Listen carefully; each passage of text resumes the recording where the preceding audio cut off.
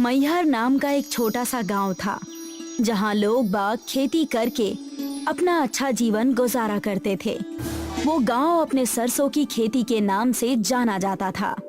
हमेशा वहां के लोग राई यानी सरसों की खेती ज्यादा किया करते थे और पूरे साल उसके फसल के मुनाफे से अपना घर अच्छे से चलाते। उसी गांव में सुधीर अपनी पत्नी के साथ रहता था। कहने को तो उसकी बस एक छोटी सी झोपड़ी और उसके सामने एक छोटा सा खेत था, लेकिन उसकी फसल खूब अच्छी और बहुत ज्यादा होती थी। इस बार की फसल भी शानदार दिख रही है।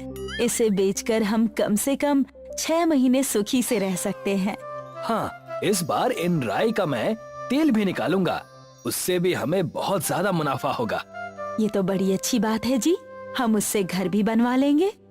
सुधीर अपनी पत्नी के साथ सरसों लेकर राशन की दुकान पर जाता है, जहां पहले से भीड़ देखकर दोनों चौंक जाते हैं। यहाँ इतनी भीड़ क्यों लगी हुई है? क्या बात है? तुम्हें पता नहीं क्या, गांव में सबके सरसों यानी राई नील गाय खा गई और कुछ के रख रख के सड़ गए। जिसके पास भी अब सरसों होगा उसे बहुत पैसे मिलेंगे। लेकिन हमारे सरसों तो बिल्कुल सुरक्षित हैं, तो क्या हमें पैसे मिलेंगे? बिल्कुल मिलेंगे, और वो भी ज्यादा मुनाफे के साथ। सुधीर खुश होकर राशन के दुकानदार के पास जाता है। ये लीजिए मेरे खेत के सरसों, ये बिल्कुल अच्छे और साफ हैं। ये तो बहुत सुनहरी राई है।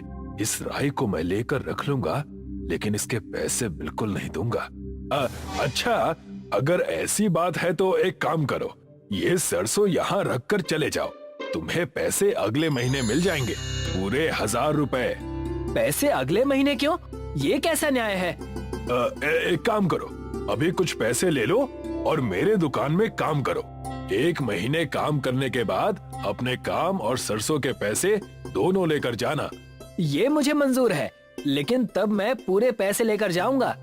दुकानदार सुधीर से दिन रात मेहनत करवाता है। पूरे दुकान की साफ सफाई, राशन ढोना और उन्हें लोगों के घर पहुंचाना। और सुधीर अपने हक के पैसे के लिए पूरे महीने उस राशन के दुकान पर काम करता है।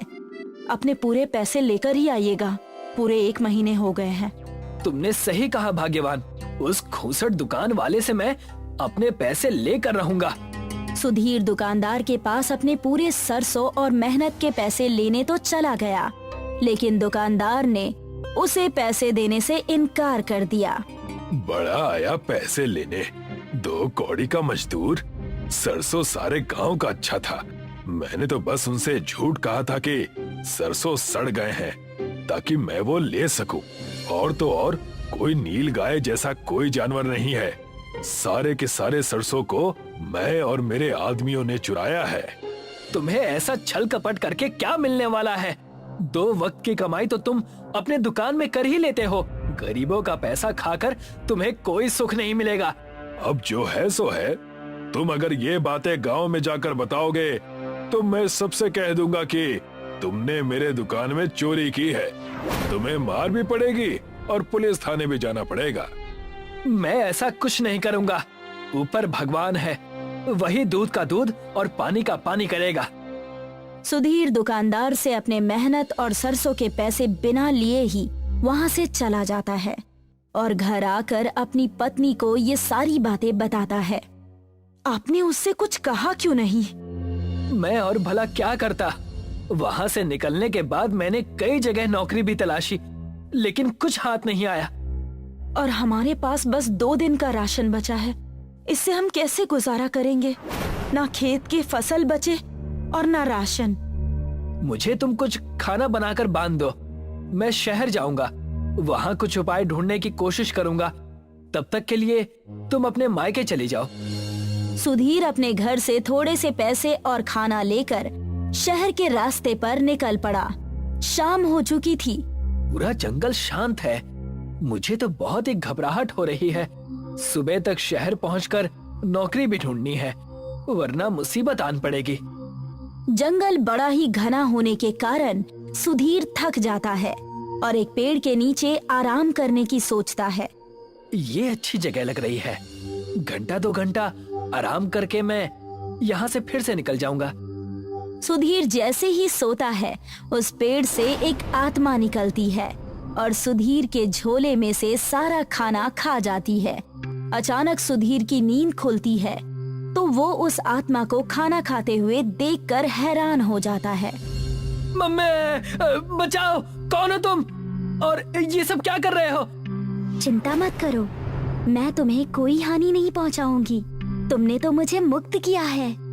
मैंने तुम्हें मुक्त किया है? ये क्या कह रहे हो तुम? कई साल पहले भूख के कारण इस पेड़ से लटककर मैंने अपनी जान दे दी थी। आज तुमने मुझे अपना खाना खिलाकर मुझे मुक्त कर दिया और इससे खुश होकर मैं तुम्हारे जीवन की सारी समस्या सुलझा दूंगी। ऐसा क्या करेंगे आप? मैं अपने प्राण नहीं त्यागना चाहता। मैं ऐसा कुछ नहीं करने वाली, तुम बस अपना झोला जांच लो। सुधीर ने जैसे ही अपना झोला देखा उसमें बहुत सारे सरसों यानी कि राई के ढेर लगे हुए थे। इसमें तो राई भरी हुई है। इतनी सी राई से तो मेरा कुछ नहीं होगा। ये कोई मामूली राई नहीं है, ये जादुई राई है। इसे तुम जैसे ही जमीन पर गिराओगे वो राई का पहाड़ बन जाएगा। तुम अपना और अपने परिवार का ध्यान रखना। इतना कहकर वो आत्मा आसमान की तरफ चली जाती है। सुधीर भागा भागा राई का झोला लेकर अपने घर दोबारा पहुंचता है और सारी बातें अपनी पत्नी को बताता है। तो आप इंतजार किस चीज का कर रहे हैं? अपनी पत्नी की बात सुनकर सुधीर गांव के बंजर जमीन पर जाता है और जैसे ही वहां पर राई फेंकता है वो देखते ही देखते राई का पहाड़ बन जाता है। हे भगवान, ये मैं क्या देख रहा हूँ? ऐसा कैसे हो सकता है? इतनी सारी राई, वो भी एक के ऊपर एक, और गिर भी नहीं रही। ये किसी चमत्कार से कम नहीं है। बस हमें इस राई के पहाड़ के बारे में किसी से नहीं कहना। लोगों से हमें इसे छुपाना होगा। और ठीक वैसा ही हुआ। राई के पहाड़ से राई बेच बेच कर सुधीर और उसकी पत्नी बहुत धनवान हो गए।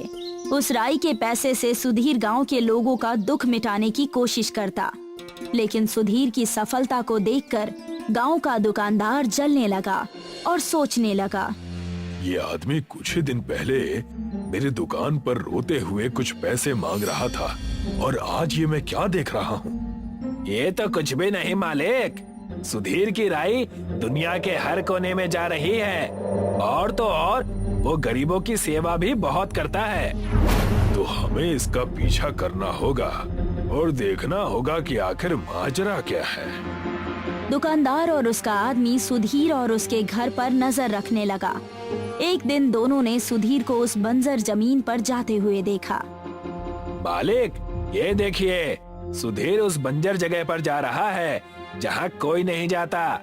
हमें भी चुपके चुपके जाना होगा, जरूर वहाँ कुछ तो है। दुकानदार और उसका आदमी दोनों वहाँ जाते हैं और वहाँ पर राई का पहाड़ देखकर दोनों चौंक जाते हैं। तो ये रहा वो खजाना। इस राई के पहाड़ से तुमने इतनी तरक्की की है। तुम यहाँ पर तुम दोनों क्या कर रहे हो? तुम जैसे ठग आदमी का यहाँ पर होना शर्म की बात है। दुकानदार सुधीर की बात को ना सुनकर राई के पहाड़ से राई यानी सरसों निकालने की कोशिश करता है। जितना वो राई लेने की कोशिश करता उतनी ही वो फिसल कर गिर जाती। ये मेरे हाथ क्यों नहीं आ रही? तुम जैसे लालची और कपटी लोगों पर उस पवित्र आत्मा के आशीर्वाद का असर बिल्कुल भी नहीं होगा। सुधीर के इतना कहते ही राई के पहाड़ से ढेर सारे राई दुकानदार और उसके आदमी के ऊपर गिर जाते हैं और राई के नीचे दबने की वजह से दोनों का दम घुटने लगता है। बचाओ मुझे, अब हमें यहाँ से निकालो। मैं आज के बाद ऐसी कोई हरकत नहीं करूँगा।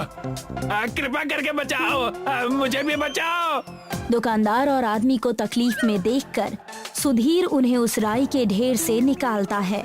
मैंने तुम्हारे जीवन में इतनी कठिनाई लाई, मैंने तुम्हें जीवन में इतना कष्ट दिया, अभी तुमने मेरी जान बचाई, मुझे माफ कर दो। दुकानदार को उसकी सीख मिल गई और सुधीर ने उन्हें माफ कर दिया। उसके बाद सुधीर खुशी खुशी अपने परिवार और मैहर गांव वालों के साथ रहने लगा।